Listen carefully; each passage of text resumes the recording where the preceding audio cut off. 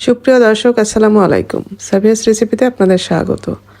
মাছ দিয়ে একবার এই রেসিপিটি তৈরি করলে আপনার বাসার সবাই কিন্তু এই রেসিপির ফ্যান হয়ে যাবে। ছোট থেকে বড় সবাই কিন্তু অনেক বেশি পছন্দ করবে। চলুন তাহলে রেসিপিটি দেখে নিই। আজকের রেসিপির জন্য এখানে আমি রুই মাছ নিয়েছি। রুই মাছটা ভালোভাবে ধুয়ে পরিষ্কার করে নিয়েছি আর 3টা আলু নিয়েছি। এখন এখানে আমি হলুদ আর লবণ সাথে পরিমাণ মতো পানি দিয়েছি। যেটুক পানি লাগবে আমার এগুলি সেদ্ধ হইতে সেই পরিমাণ পানি দিয়েছি। এখন আমি একটু নেড়ে চেড়ে দিব, তারপর এটা ঢেকে সেদ্ধ করে নিব। এখন এদিকে আমি পেঁয়াজ কুচি নিয়েছি, কাঁচামরিচ কুচি আর কিছু ধনিয়া পাতা নিয়েছি। এখন এগুলি আরও মিহিভাবে কুচি করে নিব। আমি একটা ব্লেন্ডারের সাহায্যে একদম মিহি করে কুচি করে নিয়েছি। এদিকে আমাদের মাছটা সেদ্ধ হয়ে গেছে, এই জন্য মাছগুলি আমি তুলে নিব। আর যেই পরিমাণ পানি আছে এই পানি দিয়ে কিন্তু আলুটাও সেদ্ধ হয়ে যাবে। আলুটা এখন হাফ সেদ্ধ হয়েছে, আর একটু সেদ্ধ করে নিতে হবে। একটু ঢেকে দিব, ঢেকে দিয়ে আবার সেদ্ধ করে নিব আমরা। এই তো আমাদের আলুটাও সেদ্ধ করা হয়ে গেছে। আলুটাও এখন আমরা নামিয়ে নিব, নামিয়ে ঠান্ডা করে ম্যাশ করে নিব। এদিকে আমি মাছটাও কিন্তু বেছে নিয়েছি। মাছটা সুন্দরভাবে কাটাগুলি বেছে নিতে হবে যেন কোনো কাটা না থাকে। এই তো আমাদের মাছটা মেখে নেওয়া হয়ে গেছে। এদিকে আলুটাও কিন্তু আমি ম্যাশ করে নিয়েছি। এখন আমি এদিকে একটা বোল নিয়ে নিলাম। বোলের মধ্যে আমি প্রথমে মাছগুলি দিয়ে দিব, তারপরে আমি আলুর যে ম্যাশ করে রেখেছিলাম আলুটাও দিয়ে দিয়েছি।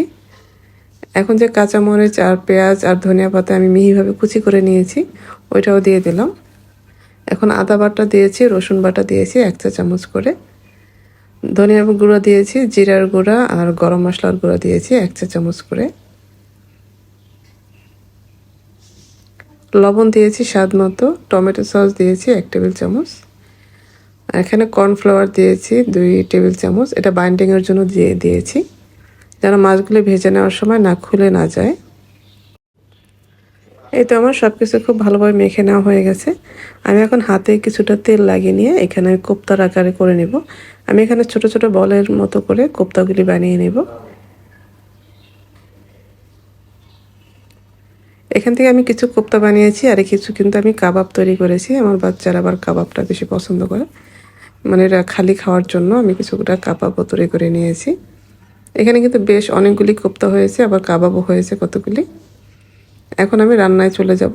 প্রথমে আমি কোপ্তাগুলি ভেজে নিব। চুলা আমি তেল গরম করে নিয়েছি, তার উপরে আমি এখন কোপ্তাগুলি দিয়ে দিব। এটা যেহেতু মাছ দিয়ে তৈরি একটু নরমই থাকবে, এই জন্য খুব সাবধানে কিন্তু আমাদের উল্টে পাল্টে এটা ভেজে নিতে হবে। আমরা এটা উল্টে পাল্টে সুন্দর একটা কালার আসা পর্যন্ত ভেজে নিব। অনেক সময় দেখা যায় বাচ্চারা মাছ খেতে চায় না, এইভাবে তৈরি করে দিলে ওরা কিন্তু বুঝতেই পারবে না এটা মাছ দিয়ে তৈরি করা হয়েছে। এটা খেতে কিন্তু খুবই ভালো লাগে। যে কোনো মাছ দিয়ে কিন্তু এটা আমরা তৈরি করতে পারবো। এই তো আমার কোপ্তাগুলি ভেজে নেওয়া হয়ে গেছে, আমি এগুলি এখন তেল থেকে তুলে নিব। এরপর আমি কাবাবগুলিও ভেজে নিব। কাবাবগুলি ভাজার জন্য আমি এখানে একটা ডিম নিয়েছি। ডিমটা ফাটিয়ে তারপর ডিমের মধ্যে একটু ডিপ করে তারপর কাবাবগুলি আমরা ভেজে নিব। এই কাবাবটা কিন্তু এমনিও খেতে ভালো লাগে, আবার পোলাও বলেন সাদা ভাতের সাথেও কিন্তু খেতে খুবই ভালো লাগে। এখন আমরা উল্টে পাল্টে কাবাবগুলিও ভেজে নিব। এই তো আমার কাবাবটাও কিন্তু ভেজে নেওয়া হয়ে গেছে। আমি এখন কোপ্তাটা রান্না করে নিব। আমি এখানে তেলের মধ্যে পেঁয়াজ কুচি দিয়েছি, হাফ কাপের মতো পেঁয়াজ কুচি দিয়েছি। পেঁয়াজটা হালকা ব্রাউন করে ভেজে নিব। পেঁয়াজটা ভেজে নেওয়া হয়ে গেলে তারপর এখানে আমি আদা বাটা দিব 1 চা চামচ, রসুন বাটা দিয়েছি 1 চা চামচ, আর পেঁয়াজ বাটা দিয়েছি 1 টেবিল চামচ। এখন এই মশলাটা হালকা একটু ভেজে নিব। তারপর এখানে আমি জিরার গুঁড়া, ধনিয়ার গুঁড়া আর মরিচের গুঁড়া, হলুদের গুঁড়া নিয়েছি। সব মশলা আমি 1 চা চামচ করে নিয়েছি, আর মরিচের গুঁড়াটা আমি 1 টেবিল চামচ দিয়েছি। এখন সামান্য পানি দিয়ে আমরা মশলাটা খুব ভালোভাবে কষিয়ে নিব। আমি কিন্তু স্বাদ মতো লবণও দিয়ে দিয়েছি। একটা টমেটো আমি ছোট ছোট করে কেটে দিয়ে দিলাম। এখন একদম ভালোভাবে কষিয়ে নিব যতক্ষণ না টমেটোটা একদমই গলে যায়। এই তো আমাদের মশলাটা কিন্তু খুব ভালোভাবে কষানো হয়ে গেছে। আমি এখন এখানে পানি দিয়ে দিব। খুব বেশি পানি কিন্তু লাগবে না, এখানে আমাদের কোপ্তাটা যেহেতু আগের থেকে ভাজা আছে। আমি এখন পরিমাণ মতো পানি দিয়েছি। যখন পানিটা বলক উঠে আসছে তখন আমি কিন্তু কোপ্তাগুলি দিয়েছি।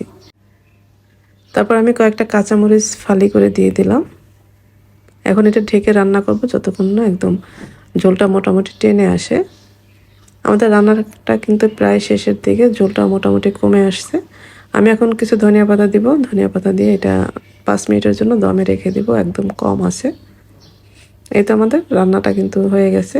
দেখেন কতটা সুন্দর হয়েছে আর অনেক বেশি মজার এটা। এই তো আমার তৈরি হয়ে গেল রুই মাছের কোপ্তা। আশা করছি আজকের রেসিপি আপনাদের ভালো লেগেছে। ভালো লাগলে লাইক, কমেন্ট এবং শেয়ার করে দিবেন। যারা আমার রেসিপিগুলি ফেসবুক থেকে দেখেন পেজটি ফলো করার অনুরোধ রইল, আর যারা ইউটিউব থেকে দেখেন চ্যানেলটি সাবস্ক্রাইব করার অনুরোধ রইল। সবাই ভালো থাকবেন। পরবর্তী রেসিপি দেখার আমন্ত্রণ রইল। আজকে এ পর্যন্তই। আল্লাহ হাফেজ।